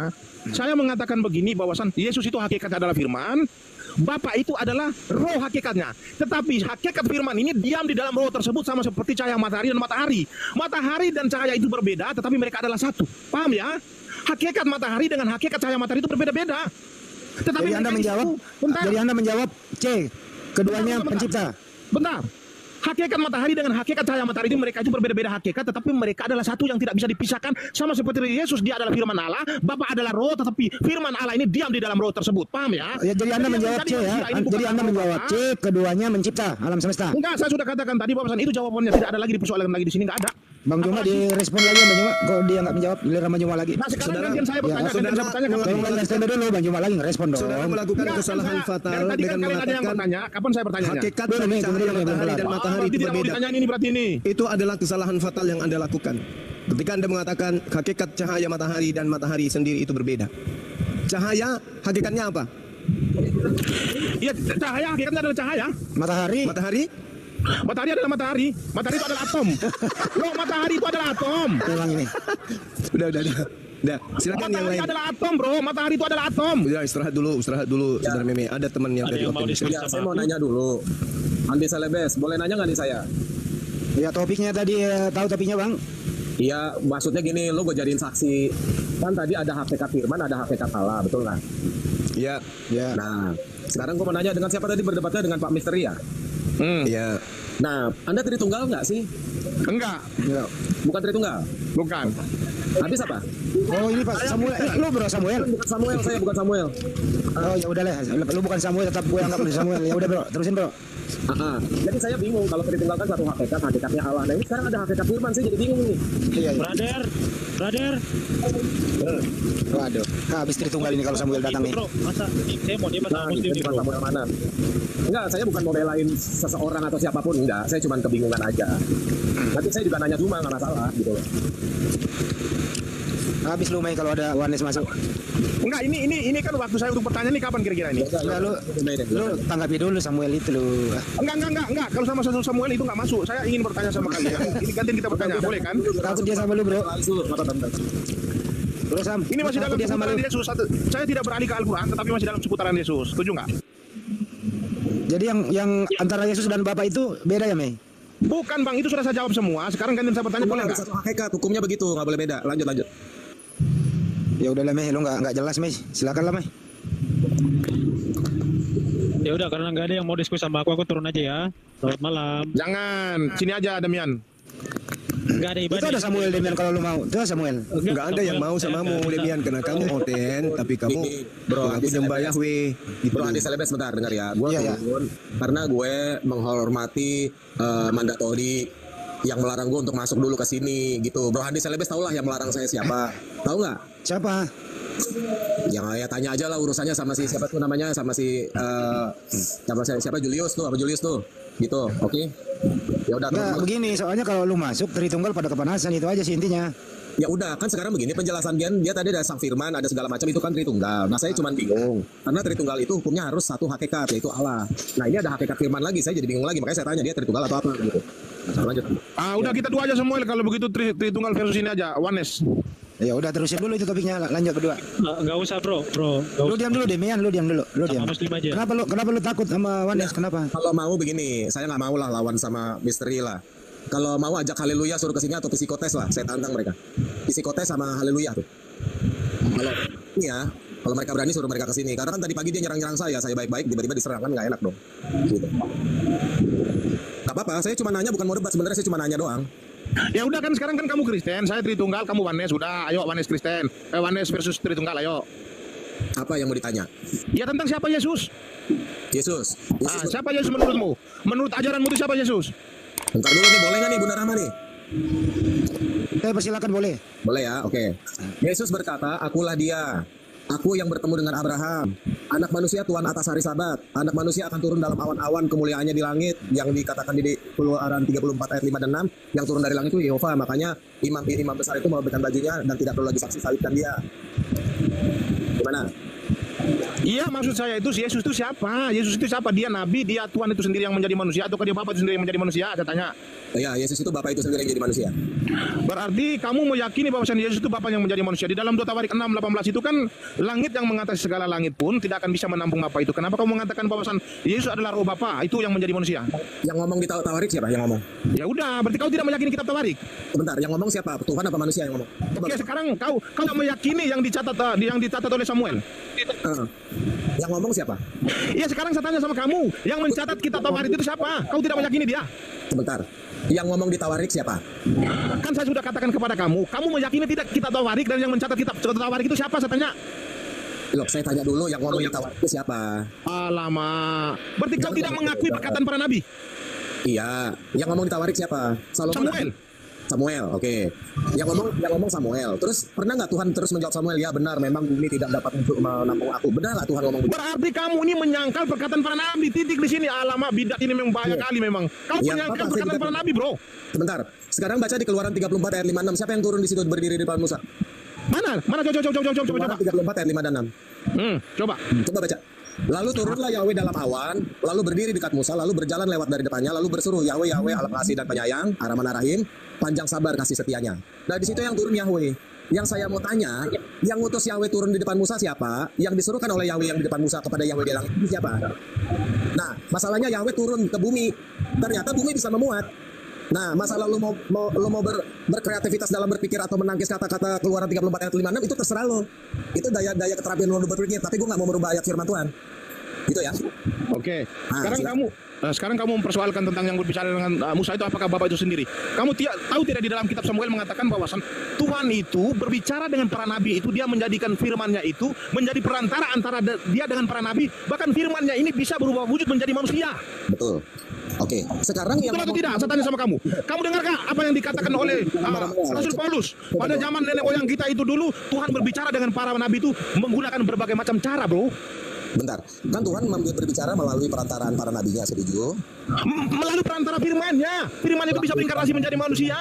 Mana ayatnya melalui perantaraan firman-Nya? Oke, saya akan ambil ayatnya. Silakan kau paparkan. Nah, mana kau ini ternyata bidak datang memasuk di sini lawan Tuhan sama saya kau. Nggak usah teriak, santai lah kau. Saya kirim paus nanti, tenang aja. Ya. Mana melalui perantaraan firman-Nya mana coba? Cari data dia dulu, cari data. Aku mau cari poin di Indomaret tadi udah dapat poinnya. Ntar gue tolongin, gue bantuin bareng sama gue ke Indo. Indomaret. Aturan ntar lain kali jangan sebut nama gue, ntar gue ganti akun dulu. Ya udah, nggak apa-apa lah, terlanjur udah tahu, udah terusin dulu. Dia bilang kencing nana, lo bilangin langsung turun dia. Iyalah. Haleluya udah ke ini juga, ketabok udah. Tadi kan gue masuk ke salah satu project baru dari Kristen. Lalu dia menuduh gue mau nipu dia supaya dia jadi Wanes. Kan gue udah bilang di narasi awal saya, ini Wanes Pentakosta. Nipu jadi mana? Haleluya ngamuk-ngamuk pagi-pagi. Berarti belum doa, belum sarapan kan gitu. Nah, saya bilang, karena kamu sudah memulai duluan, silakan mulai. Jangan salahkan saya ya, gitu. Karena grup kamu tidak bisa memediasi saya dengan baik, tidak tahu etika. Saya mengambil penengah orang Muslim, bukan saya bela-belain Muslim, tidak. Nah, lebih parah lagi kalau saya ambil komalnya saksi Yehova, kelar kalian tertunggal, saya bilang begitu. Oh, kelar. Ya. Oke, sekarang kita bacakan ayatnya. Kamu tadi kan mengatakan bahwasan Bapak itu turun berbicara dengan Musa ya. Artinya kamu meyakini bahwasan Bapak itu turun langsung ke bumi berbicara dengan Musa ya. Saya mengutip 1 Samuel 3 ya. Dengar Samuel ya. Saya mengutip itu 1 Samuel saya tulis loh itu. Coba. Iya, slow bro. Makanya jangan petenteng di hadapan saya, bro. Slow, ini saya bacakan ayatnya ya biar kamu tahu ya. 1 Samuel 3 ayat 21, dengar ya, dengar baik-baik ya. Dan Tuhan selanjutnya menampakkan diri di Silo ya, dengar ya. Dan Tuhan selanjutnya menampakkan diri di Silo, sebab ia menyatakan diri di Silo kepada Samuel dengan perantaraan firman-Nya. Nah lo, dengar. Nah lo, gimana nih Handi Salebes nih? Jadi begini, bro, siapa nih namanya? Begini apa? Jangan kau petantang-petantang di hadapan saya. Begini apa? Coba kau jelaskan. Bro Mai, saya akhirnya jujur ya, saya ini memang Samuel Siahaan. Jadi kalau debat sama Samuel Siahaan itu sepertinya bro belum tahu. Jadi begini, ya di dalam 1 Samuel 3:21 itu tidak ada dalam teks asli kata perantaraan. Oke, kau bukakan teks aslinya, bacakan Ibrani cepat, tunggu. 1 Samuel 3:21, oke. Itu jadi kau harus mikir dulu nih debat sama Samuel ini ngeri loh. Nah, 1 Samuel. Oh iya. Ngeri Samuel ngeri. Ya, di situ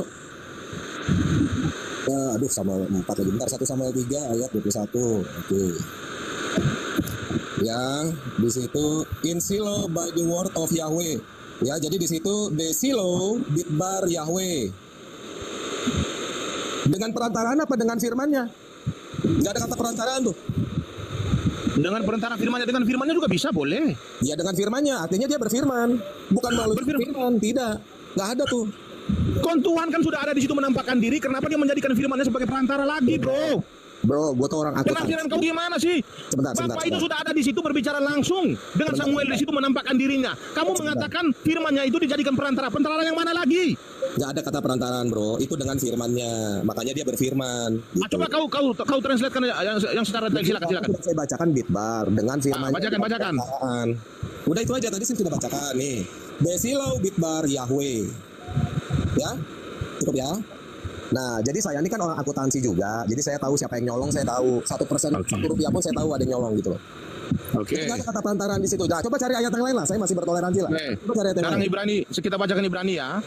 Setelah pada zaman dahulu Allah berulang kali dan dalam berbagai macam cara berbicara kepada nenek moyang kita dengan perantara nabi-nabi. Maka pada zaman akhir ini Ia telah berbicara kepada kita dengan perantara anaknya. Anaknya ini siapa yang dimaksud? Gigimu. Ya, ini adalah baiknya. Gigimu yang dimaksud di sini, saya tanya. Ya, anaknya di sini adalah Siapa anaknya, saya tanya. Gigimu. Emosi, Seluruh kealahan. Maka saya katakan itu jangan kau petantang-petenteng di hadapan saya, bro. Kalau hanya modal ngeyel kau petantang-petenteng pula hadapan saya. Sebentar, jangan marah-marah lah, Le. Ya, anaknya ini siapa? Siapa di sini? Kamu mengatakan itu adalah bapak itu di sini dikatakan itu anaknya ini. Anaknya ini dinyatakan sebagai perantara antara manusia dengan bapak di sini. Iya. Siapa di sini? Saya katakan, saya tanya sama kamu siapa? Anaknya di sini. Siapa gigimu? Sebentar dulu.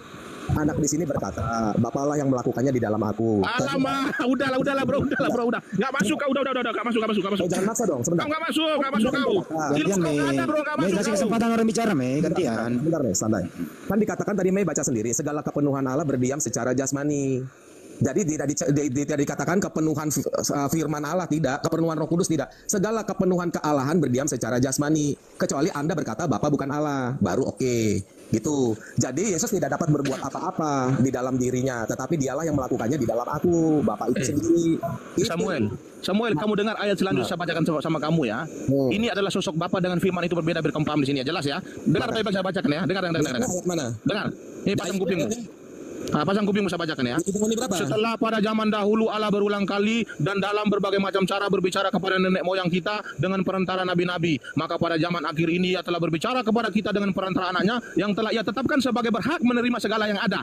Oleh Dia Allah telah menjadikan alam semesta. Oleh Dia Allah telah menjadikan alam semesta. Dia ini siapa? Oleh Dia ini saya katakan sama kamu, saya tanya.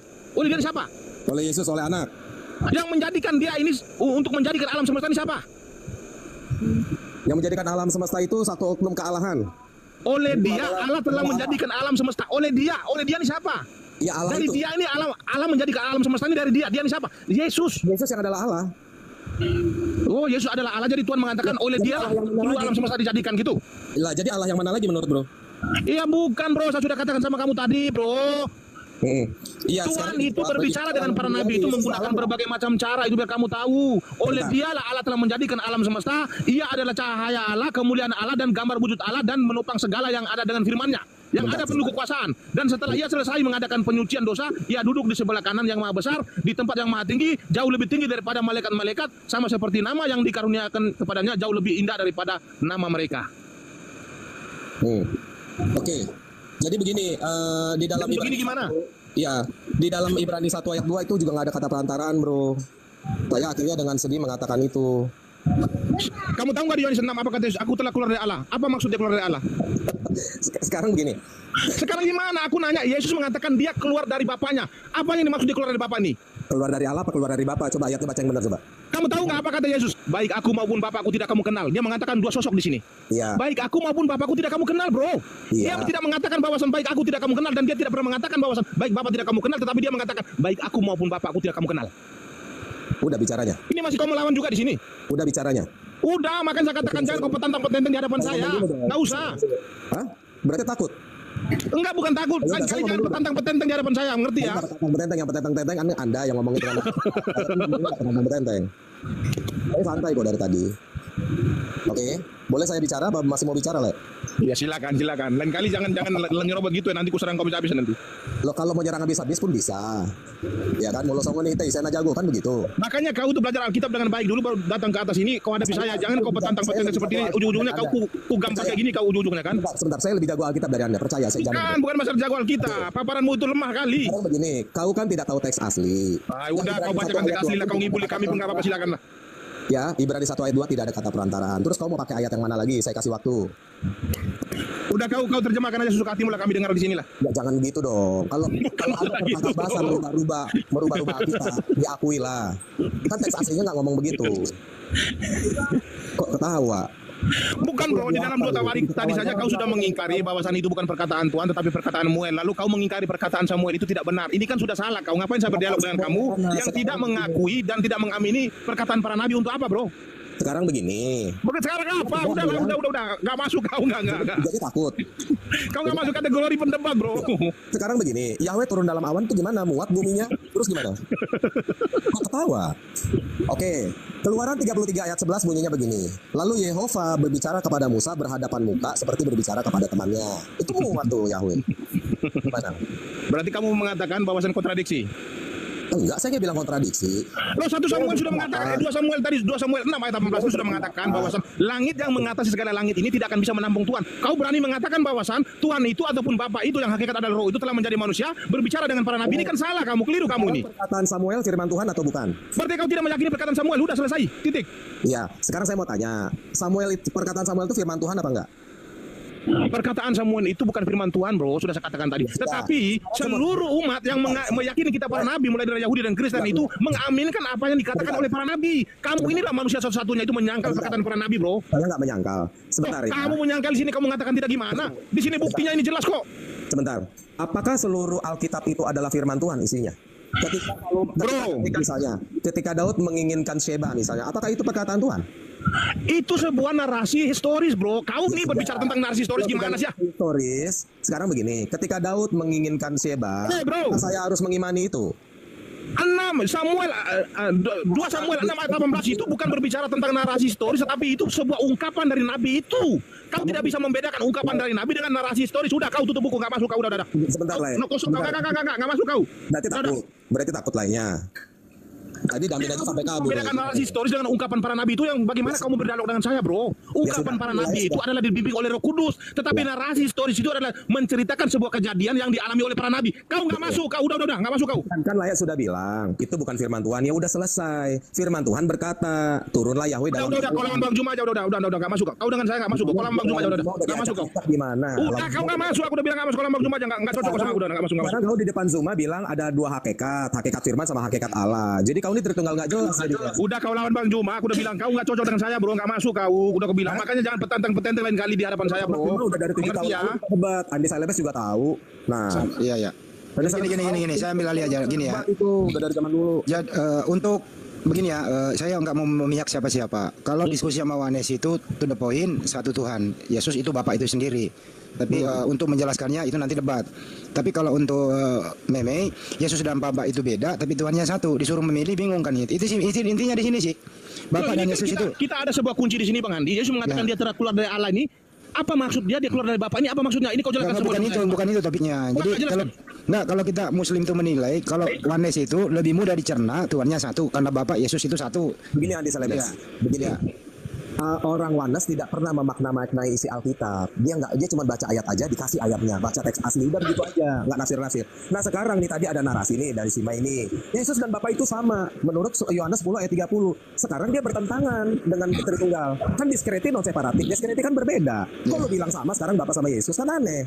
Sekarang lu bilang ada 2 hakikat, firman sama Allah. Padahal Tritunggal bilang 1 hakikat. Terus sekarang lu bilang Yesus sama Bapa sama. Yohanes 10. Oke, sekarang saya tanya sama kamu. Kita uraikan Yohanes 1 ayat 1 itu. Sebentar dong, sebentar. Enggak, kita uraikan Yohanes 1 ayat 1, kita uraikan. Sebentar. Sabar.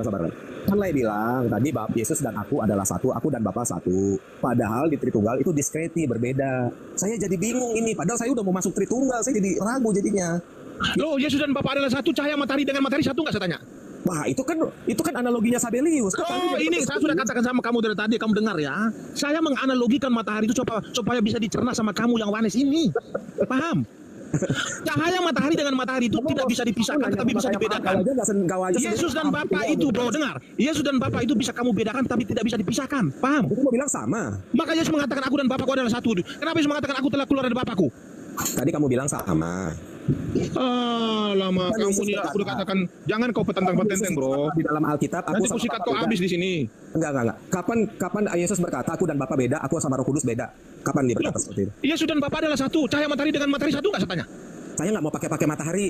Udah, berarti kau tidak paham. Berarti kau tidak paham. Matahari dengan cahaya itu satu saja kau tidak paham. Kau mau nanyakan tentang Tuhan? Gimana sih lu? Sebentar, saya kan dituduh Sabelius, tapi saya tidak setuju dengan analogi matahari. Enggak, bro, kau keluar ada dari mana, bro? Udah sesatin beneran, bro. Sekarang begini, Lae. Saya tidak suka pakai matahari karena sekarang koleksi bajunya jelek-jelek matahari. Nah, jadi sekarang begini, kita pakai ayat Alkitab aja. Berarti kau menyudutkan matahari ini berarti? Iya. Nggak boleh gitu, bro. Nggak boleh. Itu perusahaan, bro. Nanti kau kena hukum kau. Bukan. Saya nggak mau pakai analogi matahari karena itu analoginya Sabelius. Lah kau kan sendiri aliran Tertullianus, kau pakai analogi Sabelius. Gitu. Ini teman-teman muslim biar belajar nih debat. Bro, analogi itu bukan berarti harus Sabelius, bukan, bro. Analogi itu supaya apa? Supaya ketika kita berdialog itu kita memberikan sebuah cernaan kepada mereka itu supaya apa? Supaya mereka itu menangkap dengan baik. Oke. Tetapi kalau kamu tidak menangkap dengan baik tentang apa yang saya cernakan ini, berarti sudah memang kamu memang benar-benar udah kacau. Saya setuju. Kita harus memberikan pencerahan kepada muslim supaya mereka bisa mencerna dengan baik. Tetapi kalau kamu memberikan pencerahan kepada mereka Yesus adalah Bapa sendiri, kamu salah ini ya. Sebentar. Yesus sama Bapa salah. Oke, salah nggak apa-apa. Sekarang kan Tritunggal yang benar.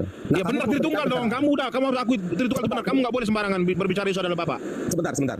Kan kamu bilang yang Tritunggal benar, tapi tadi kamu bilang kamu bukan Tritunggal. Saya bingung. Lalu kamu bilang kamu memberikan pencerahan kepada muslim supaya bisa mencerna apa itu Tritunggal. Ternyata Tritunggalmu juga nggak bisa kamu cerna. Bilanglah ada dua hakikat, bilanglah dia sama, padahal diskresi. Saya curiga nih, gitu. Firman dengan kamu itu kan curiga saya. Curiganya apa, bro? Nggak ada yang dicurigai di sini, bro. Tritunggalnya pakai matahari, aliran Sabelius dipakai. Begini, bisa nggak saya netralkan nih? Saya yang bertanya, mungkin teman yang bisa menilai ya, gini ya. Oke. Ini kan Yohanes 5:30. Aku dan Bapa adalah satu, aku dan Bapa adalah sama ya. Oke ya. Ini kita deal dulu di sini. Saya mau bertanya kepada kedua nih narasumber nih. Ya, kalau Yesus dan Bapa adalah sama, adalah satu, yang manakah yang mencipta alam semesta? A. Yesus, B. Bapa, C. keduanya. Saya jawab dulu ya. Ya. Karena dia satu dan sama, maka tidak ada yang manakah. Jadi Bapa adalah anak gitu. Lanjut. Oke, baik. Kalau Meme yang manakah antara Bapa dan Yesus? Silakan. Oke. Di Kolose tadi kan sudah sangat dijelaskan yang menjadikan alam semesta ini Bapa melalui perantara firman-Nya. Firman-Nya ini siapa? Disebut dengan Yesus. Paham? Jadi untuk menerangi bumi ini Tuhan menjadikan cahaya itu sebagai perantara. Oke, cukup. Pertanyaan kedua. Yang manakah yang disembah Kristen? A. Bapa itu sendiri, Yesus itu sendiri, C. keduanya. Silakan. Nah, kalau saya jawab karena Bapa dan Anak itu adalah sama, maka tidak ada yang manakah. Ya. Lanjut. Sekarang Kalau saya menjawab karena cahaya matahari dengan matahari adalah sama, dua-duanya satu, ya sama saja. Berarti Bapak dan Yesus adalah Yohanes dong lu. berarti Yohanes dong. Kok Yohanes gimana sih? Cahaya matahari dengan matahari adalah satu, Yesus dan Bapaknya adalah satu. Lo mau ngelecehin si ini nih, si Andi Salebes nih mau di apa dulu? Lu Yohanes kalau jawaban lu gitu Mulai Yohanes. curang kalian kan, mulai curang ini. Bukan. Cahaya matahari dan matahari adalah satu. Cahaya matahari dan matahari bisa dibedakan tetapi tidak bisa dipisahkan, sama seperti Yesus, bro. Ya, oke. Yang mengatakan Bapa dan Anak itu sama itu cuma Yohanes. Trinitas mengatakan diskresi, anak bukanlah Bapa. Anda ini maunya kemana sih? Ke Yohanes apa ke Tritunggal? Tadi ditanya Bang Andi Selebes itu menyembah kepada Yesus dengan menyembah kepada Bapa itu sama atau tidak? Saya mengatakan sama saja. Ya Yohanes itu. Oh enggak, siapa bilang Yohanes? Ya. Gimana sih jelasin? Enggak ada. Tapi katanya Yesus berdoa kepada Bapa, Bapa bukanlah anak. Yesus sujud kepada Bapa, Bapa bukanlah anak. Ini kamu nih Tritunggal nggak jelas nih. Yesus berdoa gimana? Coba kamu jelaskan. Coba. Yesus berdoa gimana? Saya tanya dulu, kamu belajar dari Sofiatul apa dari siapa? Bukan saya, ini profesor langsung. Saya ini profesornya. Profesornya ya? Buset. Ngeri juga kalau Anda profesor, saya mundur aja deh. Nah, maka itu jangan petantang-petantang di hadapan saya, bro. Masalahnya profesor nggak tahu teks asli, repot juga nih. Enggak, makanya itu jangan petantang-petenteng di sini. Kalau tidak berani menghadapi profesor, jangan petantang-petenteng. Ya aku berani deh, soalnya nggak tahu teks asli, jadi menurut gua ya. Begini nih, saya ambil pertanyaan satu nih. Ya. Kalau Tuhannya Kristen itu satu, siapakah nama Tuhan Kristen itu? Silakan. Nah, ini perlu nih, bagus nih, mantap ini. Nah, silakan Samuel. Bidat silakan. Oke, Yohanes mah gampang jawabnya itu. saya pakai ayat aja ya. Ya. Nah, contohnya Matius 28 ayat 19. Baptislah dalam satu nama, milik Bapa, milik Anak, milik Roh Kudus. Kenapa satu nama? Di situ pakai kata onoma singular, bukan onomata. Bunyinya begini. Baptis antos to onoma, to patros, to kai to huyos, kai to hagios numatos. Nah, terus Yohanes 17 ayat 11 12. Namamu yang telah engkau berikan kepadaku. Yohanes 34 ayat 5 kalau nggak salah ya. Aku datang atas nama Bapakku, kamu menolak aku. Jikalau ada orang lain datang atas namanya sendiri, kamu menerima dia. Nah, jadi tidak mungkin nama Yesus namanya sendiri. Nah, nama Yesus adalah nama Bapaknya. Itu aja jawaban saya. Berarti nama Yesus itu proper name daripada Sang Pencipta. Ya. Lalu di Keluaran 3 ayat 14-16 itu Tuhan menyatakan dirinya kepada Musa bahwasan aku adalah Yahweh, Tuhannya Abraham, Tuhannya Ishak, Tuhannya Yakub, Tuhannya nenek moyangmu, dan itulah sebutan dulu, Mei. Lu nggak jawab dulu pertanyaannya moderator nih. Sebentar, Mei. jelasan itu nggak apa-apa. Saya jelaskan nggak apa-apa. Bentar dulu, saya baca belum habis, jangan kau potong dulu Samuel. Oke. Kamu mengatakan tadi bahwasan proper name daripada Sang Pencipta itu adalah Yesus, tetapi kamu tidak tahu bahwasan nama Yesus itu munculnya itu ketika di zaman malaikat menyampaikan kabar baik kepada Maria. Arti daripada Yesus itu artinya Tuhan menyelamatkan. Tetapi di dalam Kristen Tritunggal itu tidak mengimani bahwasan proper name daripada Sang Pencipta itu adalah Yesua. Tetapi Kristen Tritunggal itu mengimani bahwasan proper name daripada Sang Pencipta itu, karena kami menjadikan kitab suci para nabi sebagai landasan iman kami, maka kami berdiri di dalam kitab Musa, yaitu Keluaran 3 ayat 14-16. Tuhan mengatakan kepada Musa begini, akulah Yahweh, Tuhannya Abraham, Tuhannya Ishak, Tuhannya Yakub, Tuhannya nenek moyangmu, dan itulah sebutanku untuk selama-lamanya. Dengar, itulah sebutanku untuk selama-lamanya. Oke, sebentar ya, saya jawab ya. Sebentar apa saya tanya, sebentar apa? Ya, kok takut? Kamu mutar-mutar di sini? Takut. Takut pula. Jangan kamu mutar-mutar ya. Iya, Keluaran 6 ayat 3 ya. Aku telah menampakkan diri. Berarti dia sudah melihat nih, ya. Aku telah menampakkan diri kepada Abraham, Ishak dan Yakub sebagai Allah yang Maha Kuasa atau El Shaddai, ya. Tetapi dengan namaku Yahweh, aku belum menyatakan diri. Jadi artinya dengan nama apa dia menyatakan dirinya? Hei, dengan namaku Yahweh di Keluaran 6 itu dia belum menyatakan namanya kepada Abraham, Ishak dan Yakub. Dia menyatakan namanya itu di zaman Musa. Makanya kau belajar harus benar-benar, jangan kau ngarang-ngarang di sini. Kau ini benar-benar. Aku pikir kau ini ilmunya bagus, rupanya di sini hanya ngarang. Kau udah enggak masuk. Aku takut dibantah. Sebentar. Enggak masuk. Aku bilang tadi kalau ilmu enggak ada tuh enggak usah kau petantang-petantang di hadapan saya. Tuhan itu mengatakan begini ya. Aku belum menyebutkan namanya itu. Namaku itu kepada para nabi sebelum kedatangan Musa, bro. Jangan kau ngarang sama aku di sini, bro. Sama yang lain kau ngarang-ngarang sama aku enggak usah, bro. Kok maksa sih saya mau ngarang-ngarang kau nih padahal tadi aku pikir ilmunya. Kau pada ngibul-ngibulin Tritunggal dari dulu kayak gini kerjaanmu ya. Sebentar. Jangan marah-marah. Bukan sebentar kau ngibuli, kau berusaha untuk menghibur. Untung saya ini pintar, makanya saya langsung hantam kau nih. Kau mau ngibulin kau nih, berusaha untuk menghibulin berarti nih. Sebentar lah, saya mau tanya. Jadi tadi kawan kali mau bohongnya alama, kawan. Jadi Yahweh baru menyatakan namanya kepada Musa, nama Yahweh itu. Yahweh itu, nama Yahweh itu di Keluaran di Kejadian 4 itu di zaman Abraham, di zaman Adam dengan Hawa itu namanya sudah disebut. Tetapi ya, Tuhan itu menyatakan namanya itu. Dengar, saya ajari kau di sini biar kau belajar. Dengar. Kan kamu bilang baru disebutkan. Saya ajari kau di sini biar kau dengar. Kau nggak ada ilmu kau di sini, dengar saya ajari kau. Kau nggak usah kau petantang-petantang di hadapan saya, bro. Saya ajari kau di sini, bro. Kau sama Kristen Tritunggal yang lain kau mau sosokan sama saya, jangan usah. Saya ajarin kau di sini kosong-kosong. Dengar saya jalan sama kau. Saya profesor, dengar. Saya ajar kau ya. Sebentar. Sebentar apa? Sebentar kau mau ngibulin orang Tritunggal, kau mau bongkar Tritunggal kok sebentar apa? Sabar dulu. Sebentar ya. Kejadian 4 ayat 26. Lahirlah seorang anak laki-laki bagi Set juga dan Udah bro, aku mau turun, udah malas aku kau berusaha untuk ngibul kayak malas aku. Enggak. Kau mau nipu kau nih, malas aku. Aku enggak nipu, aku baca ayat. Enggak, kau jalan sama Tritunggal yang lain. Naikkan Tritunggal yang lain. Ini enggak masuk, ini mau ngibulin orang kok ini malas aku. Jangan kalah, Mei. Main pribadi dong. Ambil alih Pak Bang Handi, mungkin meme udah enggak ini.